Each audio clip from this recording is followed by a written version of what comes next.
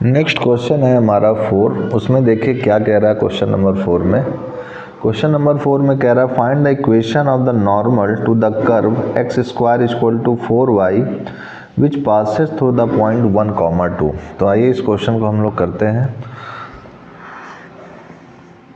Fourth question में simply हमको एक कर्व दिया हुआ है that is Y square equal to 4x,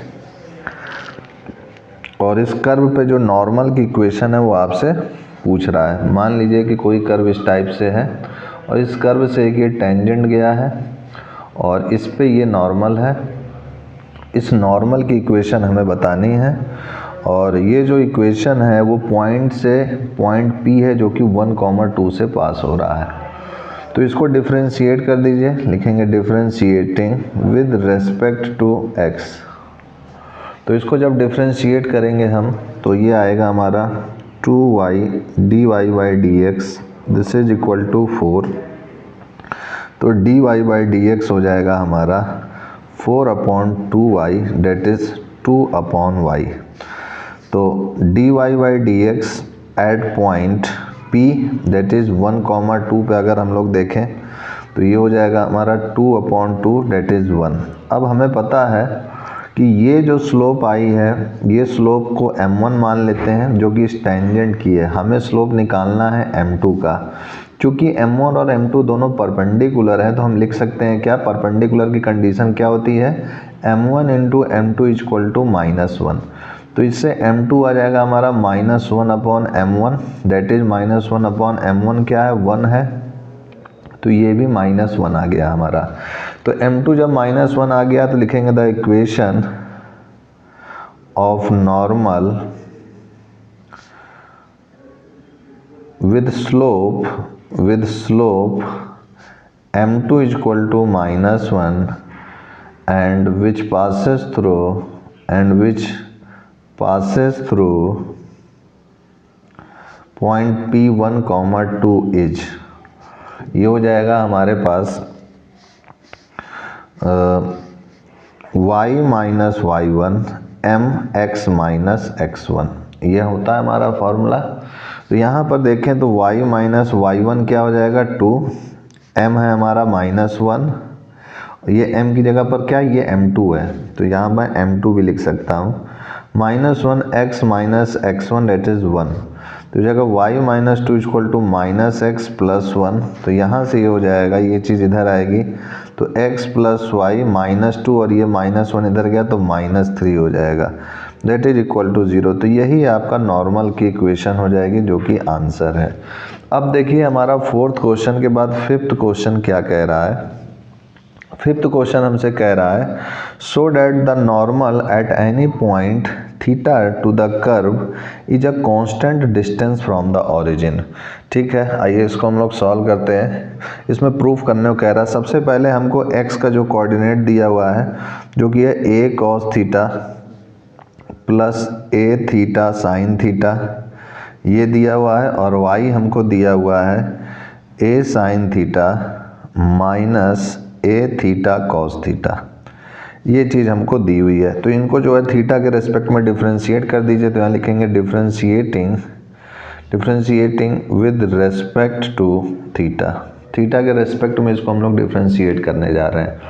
तो ये हो जाएगा हमारा dx by D theta this is equal to cos theta का हो जाएगा माइनस साइन थीटा, तो ये माइनस साइन थीटा हो गया प्लस, अब यहाँ पर a है फिर थीटा है फिर साइन थीटा, तो सबसे पहले a को बाहर लिख लेते हैं, सबसे पहले थीटा को करेंगे डिफरेंशिएट तो 1 हो जाएगा तो केवल साइन थीटा बचेगा, प्लस अब जो है थीटा को उसी तरह लिखे रहने देंगे, साइन थीटा को करेंगे डिफरेंशिएट तो कॉस थीटा हो जाएगा। ये हो गया हमारा, ठीक है। अब उसके बाद dx बाई डी थीटा हमारा आ गया this is equal to minus a sine theta plus a sine theta plus a theta cos theta. तो यहाँ से ये कैंसिल आउट हो गया तो dx बाई डी थीटा हमें मिल गया that is a theta cos theta.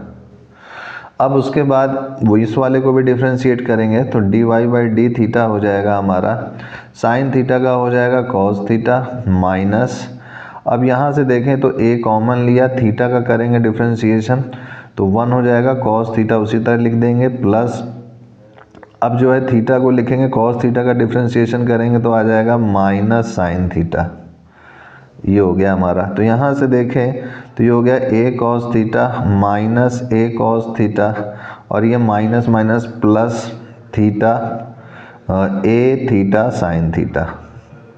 तो ये कैंसिल आउट हो गया, ये आ गया a theta sine theta, this is d y by D theta, ये हो गया हमारा। अब जब इतना आ गया हमारा तो इसके बाद जो है हमें जो है d y by d x निकाल लेना होगा। तो d y by d x that is slope of tangent, slope of tangent, ये हो जाएगा हमारा d y by D theta upon d x by D theta. तो d y by D theta क्या है, ए थीटा साइन थीटा, और d x by D theta क्या है हमारा, ए थीटा कॉस थीटा। तो ए थीटा कैंसिल आउट हो गया, दिस इज टेन थीटा। अब ये टेन थीटा को हम m1 मान लेते हैं। अब हमें पता है कि स्लोप ऑफ नॉर्मल जो है और टेंजेंट इनका मल्टीप्लिकेशन -1 के इक्वल होता है। तो यहाँ से m2 निकाल लेंगे, डेट इज -1 अपॉन m1। तो -1 अपॉन टेन थीटा, और ये हो जाएगा माइनस कॉट थीटा। तो इक्वेशन ऑफ नॉर्मल क्या हो जाएगी हमारी, therefore equation of normal at point theta is, ये हो जाएगी हमारे पास y माइनस वाई वन। तो y1 हमारा क्या है, जो कि हमारा है a sine theta minus a theta cos theta, that is equal to x minus x1। m2 है हमारे पास minus cot theta x minus x1 क्या होगा हमारा, यही जो कोऑर्डिनेट है ये x1 की तरह काम कर रहा है, ये y1 की तरह, ध्यान रखिएगा। तो यहाँ पर ये हो जाएगा हमारे पास a cos theta minus a theta sine theta, ये हो गया हमारा। तो यहाँ से अगर हम लोग सॉल्व करें तो देखें ये हो जाएगा y minus a sine theta, और इधर से minus minus plus A theta cos theta, this is equal to, ये हो जाएगा हमारे पास x minus x cot theta, minus minus plus हो जाएगा, और कॉट थीटा को हम लोग यहाँ पर अंदर ले जाएं, मल्टीप्लाई करें तो ये हो जाएगा a कॉट थीटा को लिख सकते हैं क्या, sine theta upon cos theta, और ये कॉस थीटा पहले से मल्टीप्लाई में। उसी तरीके से यहाँ पर उसी तरह लिखे रहने देंगे, माइनस माइनस प्लस ए theta cot theta sine theta. तो ये कॉस थीटा कैंसिल आउट हो गया हमारा। तो ये हो जाएगा हमारे पास y माइनस ए साइन थीटा प्लस ए theta cos theta minus x cot theta, ठीक है, इसको माइनस एक्स कॉट थीटा, और ये हो जाएगा प्लस ए साइन थीटा प्लस ए theta cot theta sine theta, ये हो गया हमारा। अब जो है नेक्स्ट पेज में इसको जो है सॉल्व करते हैं और सिंप्लीफाई करते हैं। तो ये होगा हमारा, जो उधर आया वो मैं लिख दे रहा हूँ, y minus A sine theta plus A theta cos theta plus A theta cos theta, this is equal to minus x cot theta plus A sine theta plus A theta cot theta sine theta, plus A theta cot theta को मैं लिख सकता हूँ cos theta upon sine theta.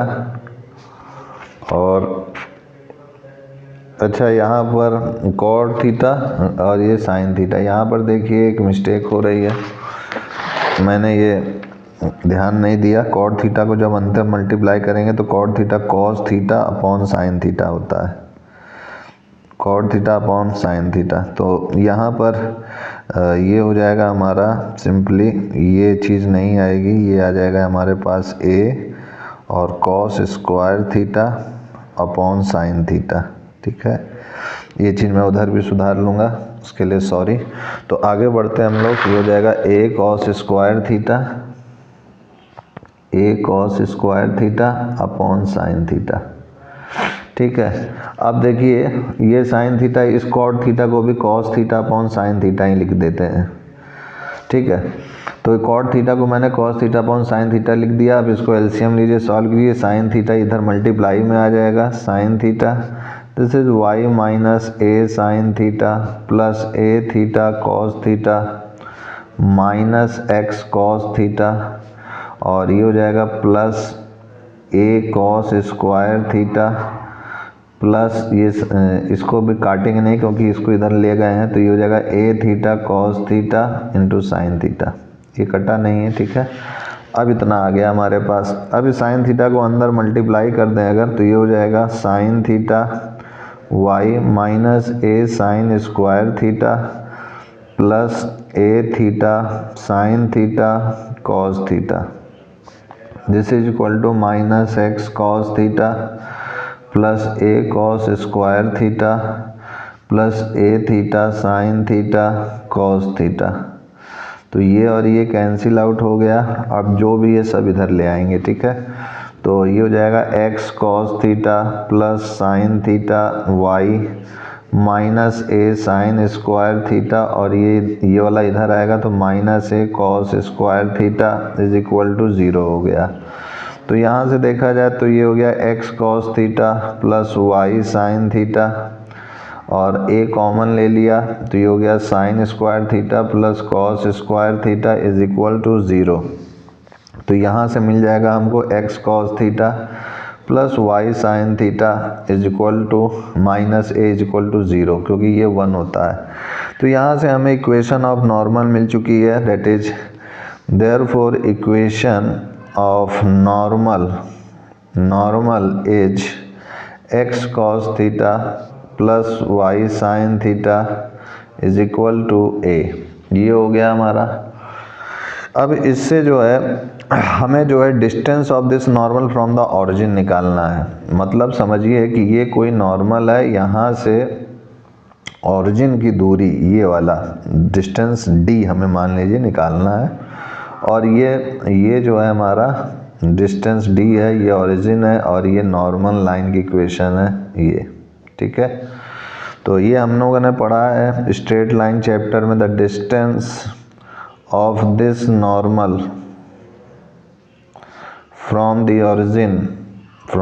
Origin क्या हो जाएगी हमारी, simply that is ये ए अपॉन अंडर रूट इसका कोफिशिएंट, x का कोफिशिएंट क्या है कॉस स्क्वायर थीटा, और y का कोफिशिएंट क्या हो जाएगा साइन थीटा का whole square, that is sine square theta, that is equal to a upon root 1, this is equal to a विच इज अ कांस्टेंट। यही हमें प्रूव करना था कि जो डिस्टेंस जो है नॉर्मल की आएगी ओरिजिन से वो कांस्टेंट होगी, तो हेंस प्रूव्ड।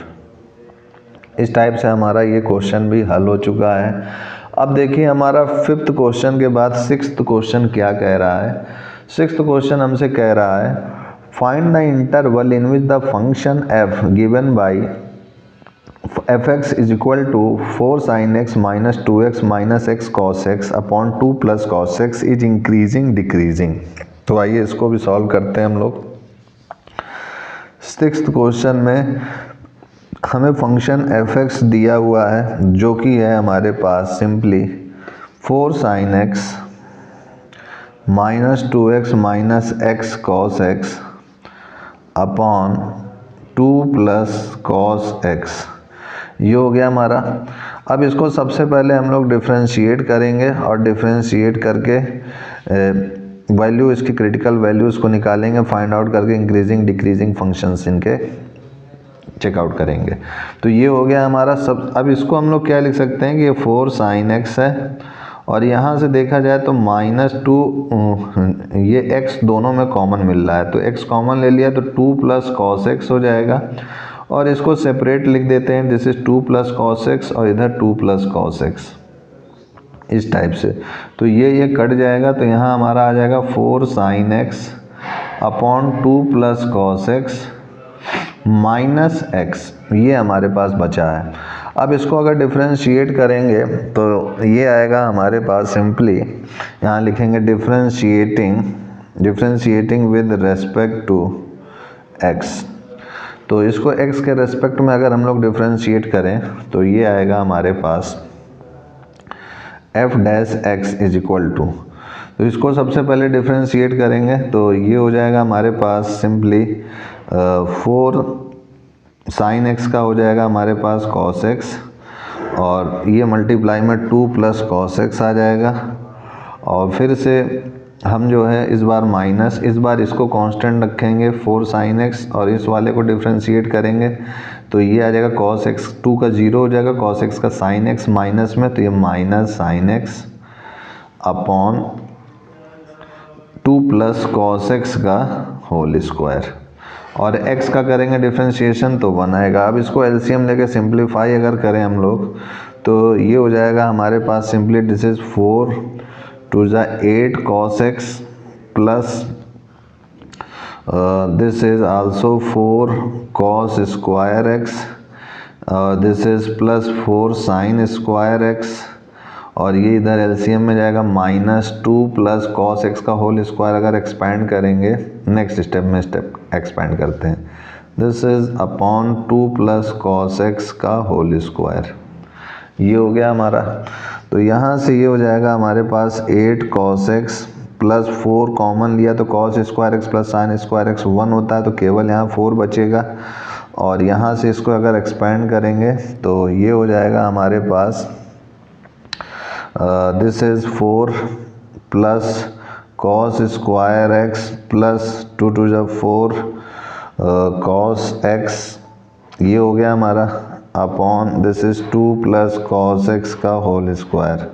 तो ये 4 कैंसिल आउट हो गया, यहाँ माइनस cos स्क्वायर x होगा और ये माइनस 4 cos x, तो ये 8 cos x minus 4 cos x क्या हो जाएगा 4 cos x हो जाएगा, और माइनस cos स्क्वायर x हो जाएगा, अपॉन में this is 2 plus cos x का होल स्क्वायर हो जाएगा। तो 4 cos x कॉमन लिया हमने तो ये हो जाएगा हमारे पास 1 minus cos x upon this is 2 plus cos x का whole square, this is f dash x, ये हो गया हमारा। अब जब ये हो गया हमारे पास तो अब हमें पता है कि 2 प्लस cos x का होल स्क्वायर ये तो हमेशा पॉजिटिव रहेगा क्योंकि होल स्क्वायर लगा हुआ है, यानी सारा का सारा मान जो है cos x पर निर्भर कर रहा है कि cos x की वैल्यू क्या होगी, तो इंक्रीजिंग होगा कि डिक्रीजिंग होगा। अब हमें जो है cos x की रेंज पता है कि -1 से +1 तक ही जा सकती है। तो नेक्स्ट पेज में आते हैं और इसको सॉल्व करते हैं हम लोग। देखिए यहाँ मैं फिर मिस्टेक कर रहा हूँ, cos x केवल कॉमन है तो मैं 4 भी ज़बरदस्ती कॉमन ले रहा हूँ, ये 4 यहीं पे रहने दीजिए, ठीक है। अब आते हैं नेक्स्ट पेज में और इसको सॉल्व करते हैं। तो ये हो जाएगा हमारे पास, लिखेंगे सिंस cos x की वैल्यू जो है -1 से +1 के बीच में होती है, तो इसका मतलब क्या हुआ कि अगर हम लोग बात करें 4 माइनस cos x जो हमारा f डैश x आया है, that is cos x 4 minus cos x upon 2 plus cos x का होल स्क्वायर। अगर इसकी बात करें तो cos x की अधिकतम वैल्यू +1 है, तो जाहिर सी बात है अगर cos x अगर 1 रखेंगे तो भी 4 से कम ही आएगा, यानी ये वैल्यू हर हालत में पॉजिटिव ही होगी। और अगर माइनस रखते हैं तो भी 4 और माइनस माइनस प्लस हो जाएगा, 5 हो जाएगा, यानी ये जो 4 माइनस cos x है ये हर हालत में पॉजिटिव देगा। तो यहाँ लिखेंगे 4 minus cos x is always greater than 0, और एंड आल्सो ये भी पॉजिटिव रहेगा क्योंकि होल स्क्वायर लगा है, 2 प्लस cos x का whole square is always greater than 0। Therefore f dash x greater than 0 और less than 0 according to cos x greater than 0 हो या फिर cos x हमारा लेस देन 0 हो रेस्पेक्टिवली, ये चीज़ ध्यान रखिएगा। f dash x greater than 0 कब होगा, जब cos x ग्रेटर देन 0 होगा, और f dash x less than 0 कब होगा, जब cos x हमारा लेस देन 0 होगा। तो लिखेंगे therefore f x is increasing when, अब हमारा जो है cos x जो है इंक्रीजिंग कब होता है, ग्रेटर देन 0 कब होता है, फर्स्ट क्वाड्रेंट में, यानी 0 से π/2 के लिए, तो यानी x greater than 0 less than π/2, ये इंक्रीजिंग के लिए हो गया। और डिक्रीजिंग कब होता है, एक तो हमारा डिक्रीजिंग होता है cos x अगर देखें तो 90 के बाद अगर देखें तो हमारा निगेटिव वैल्यू चालू हो जाता है, लेकिन हमें जो है प्योर निगेटिव वैल्यू चाहिए। तो हमारा प्योर निगेटिव वैल्यू किस में हो जाएगा, यहाँ लिखेंगे एंड एक पॉइंट और है, पहले मैं इधर ऐसे बना दूं, cos x यहाँ पॉजिटिव रहता है, यहाँ पॉजिटिव रहता है, लेकिन निगेटिव इसमें रहता है और इसमें रहता है।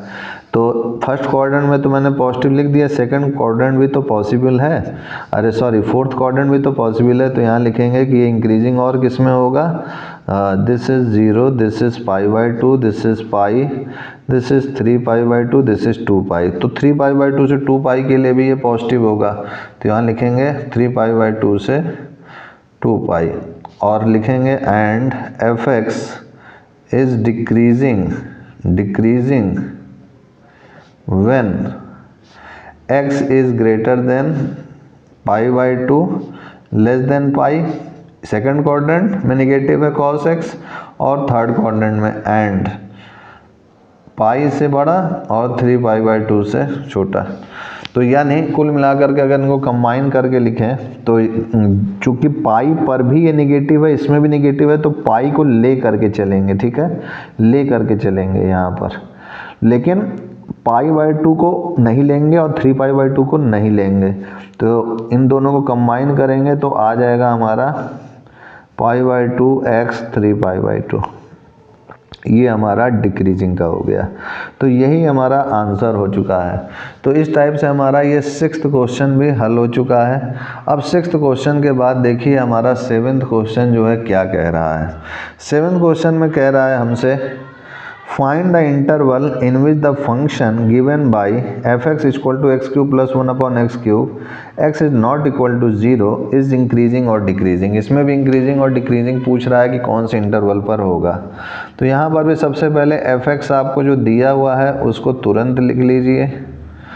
x ध्यान रखिएगा कि x 0 के इक्वल नहीं होगा, क्योंकि 0 के इक्वल हो गया तो ये अनडिफाइंड हो जाएगा। तो ये हो गया हमारा। अब इसको डिफरेंशिएट कर दीजिए, differentiating with respect to x। तो ये हो जाएगा f' x = this is 3x² और ये हो जाएगा हमारे पास माइनस दिस इज 3/x⁴। ये हो गया हमारा। अब यहाँ से 3 कॉमन मिल रहा है हमारा, तो कॉमन ले लेते हैं x² - 1/x⁴। तो यहाँ लिखेंगे for f(x) is an increasing function of x। कब होगा इंक्रीजिंग फंक्शन, जब f' जो है ग्रेटर देन 0 होगा, यानी 3x² - 1/x⁴ is greater than 0। तो यहाँ से अगर देखें तो 3x⁶ - 1/x⁴ ग्रेटर देन 0। अब x⁴ जो है हमारा हमेशा पॉजिटिव देगा, यानी ये डिसाइड करेगा वैल्यू को। तो x⁶ - 1 ग्रेटर देन 0। तो अब इसमें जो है हम लोग क्या लिख सकते हैं x⁶ - 1 ग्रेटर देन 0 के लिए। तो ये हो जाएगा हमारा सिंपली x⁶ ग्रेटर देन 1। अब अगर हम स्क्वायर रूट भी लेते हैं अगर इसका, तो ये क्या हो जाएगा x³ ग्रेटर देन 1 हो जाएगा। लेकिन अगर स्क्वायर रूट लेंगे तो दो वैल्यू देगा x³ की एक प्लस में आएगी वैल्यू और एक माइनस में आएगी। तो यहाँ पर लिखेंगे, सपोज कीजिए कि ये x⁶ = 1 है, तो मैं अगर स्क्वायर रूट लेता हूँ तो ये होगा, तो ये हो जाएगा x³ = ±1, ठीक है। तो एक तो होगा कि x³ ग्रेटर देन 1 हो सकता है, ठीक है, और एक हो सकता है कि x³ जो है लेस देन भी क्या कहते हैं -1 हो सकता है। तो इन दोनों वैल्यूज़ को हम लोग डिसाइड करेंगे नेक्स्ट स्टेप में। तो इसको लिखने का तरीका ये भी है कि इस टाइप से आपको थोड़ा टफ लगे तो इसको ऐसे भी लिख सकते हैं कि x⁶ - 1 greater than 0, this is x³ का होल स्क्वायर -1 का स्क्वायर इज ग्रेटर देन 0। तो ये a² - b² बन रहा है, तो ये हो जाएगा हमारा सिंपली a + b और a - b। तो ये a हो गया और ये बी, और ये हो गया ए और ये b, a square minus b square that is a minus b a plus b greater than 0। तो यहाँ से हमें क्या मिल रहा है, दो कंडीशन मिल चुके हैं, डेट इज या तो ये ग्रेटर देन 0 हो या तो ये ग्रेटर देन 0 हो। अगर दोनों यहाँ पर देखें, थोड़ा समझने का विषय है कि ये चीज़ ग्रेटर देन 0 कब होगी, जब ये भी पॉजिटिव होगा ये भी पॉजिटिव, तभी तो ग्रेटर देन 0 होगा, या फिर ये भी निगेटिव हो ये भी निगेटिव हो, तो निगेटिव निगेटिव मल्टीप्लाई करेंगे तो पॉजिटिव हो जाएगा। तो दो केस यहाँ पे बन रहे हैं। तो यहाँ लिखेंगे therefore two cases arises. First क्या होगा कि या तो x cube minus 1 greater than 0 हो और एक्स क्यूब प्लस 1 भी ग्रेटर देन 0 हो। दूसरा केस क्या होगा कि x cube minus 1 less than 0 हो और एक्स क्यूब प्लस 1 भी लेस देन 0 हो। ये केस राइज करेगा। तो अब इनको हम लोग बारी बारी से सॉल्व करेंगे। सबसे पहले अगर इस केस की बात करें, केस ए, तो यहाँ पर अगर देखें तो एक्स क्यूब क्या होगा, ग्रेटर देन 1 होगा, और यहाँ पर देखें x cube greater than minus 1 होगा। तो ये दो चीज़ कंडीशंस बन रहे हैं। तो एक्स क्यूब या तो ग्रेटर देन 1 हो सकता है या फिर x cube greater than minus 1 हो सकता है। तो यानी एक्स इज ग्रेटर देन 1 हो जाएगा, ये होगा, और या फिर x is greater then minus 1 ये होगा। तो फाइनली अगर देखें, अगर x जो है माइनस 1 से बड़ा है और x जो है 1 से बड़ा है, तो ओवरऑल x किससे बड़ा हो गया, 1 से बड़ा हो गया। तो यहाँ लिखेंगे that is x greater than 1 overall. ठीक है। अब अगर दूसरे कंडीशन की बात करें b वाले की, तो b वाले में क्या है कि ये भी लेस देन 0 है और ये भी लेस देन 0 है। तो ये हो जाएगा हमारे पास x cube less than 1 and x cube less than minus 1। अब या तो एक्स क्यूब 1 से छोटा और माइनस 1 से छोटा है, तो इन दोनों में ओवरऑल हमारे को क्या मिल जाएगा, यहाँ पर लिखेंगे ओवरऑल में कि that is x is should be less than minus 1 overall लेंगे, क्योंकि अगर यहाँ माइनस 1 है और यहाँ 1 है, x 1 से भी छोटा माइनस 1 से छोटा है, तो फाइनल वैल्यू कौन सा लेंगे, ये वाला लेंगे कि x जो है माइनस 1 से छोटा है। तो यहाँ लिखेंगे hence fx is increasing when x is less than minus 1 and x greater than 1। तो यहाँ से हमको फाइनल वैल्यू मिली है x greater than 1 case A से, और यहाँ से केस B से मिली है हमको x लेस देन माइनस 1। तो fx जो है इंक्रीजिंग होगा कब, जब x की वैल्यू माइनस 1 से छोटी होगी और 1 से बड़ी होगी। तो यहाँ लिखेंगे फॉर, बस इतना, यही आंसर हो गया अभी फ़िलहाल। तो अब इसके बाद जो है, अब fx टू बी डिक्रीजिंग के लिए देखते हैं। तो डिक्रीजिंग के लिए नेक्स्ट पेज में चलते हैं और इसको सॉल्व करते हैं। तो नेक्स्ट पेज में चलते हैं हम लोग। यहाँ लिखेंगे for fx to be decreasing function of x, f dash x will be less than 0, यानी 3x square minus 1 upon x की पावर 4 लेस देन 0, ये हो गया। यानी 3x की पावर 6 माइनस 1 अपॉन एक्स की पावर 4 लेस देन 0, यानी x की पावर 6 माइनस 1 लेस देन 0, यानी x cube minus whole square minus 1 का स्क्वायर लेस देन 0, यानी एक्स क्यूब माइनस 1 और x cube plus 1 less than 0। अब ये लेस देन 0 कब होगा, या तो ये पॉजिटिव हो और ये निगेटिव हो, तो प्लस इंटू माइनस माइनस आएगा, या तो ये निगेटिव हो ये पॉजिटिव हो। तो यहाँ लिखेंगे again two cases arises. First when x cube minus 1 greater than 0 and x cube plus 1 less than 0। तो ये प्लस हो गया और ये माइनस हो गया, तो मल्टीप्लाई करेंगे तो लेस देन 0 हो जाएगा ओवरऑल। दूसरा केस क्या होगा कि x cube minus 1 less than 0 हो जाए और एक्स क्यूब प्लस 1 क्या हो जाए, ग्रेटर देन 0 हो जाए। तो ये माइनस हो गया और ये हमारा प्लस हो गया। अब अगर देखें हम लोग ओवरऑल को सॉल्व करके, तो ये हो जाएगा हमारे पास simply this is equal to, ये हो जाएगा हमारे पास केस फर्स्ट, केस ए, इसको सॉल्व करते हैं तो x cube minus 1 greater than 0 और x cube plus 1 less than 0।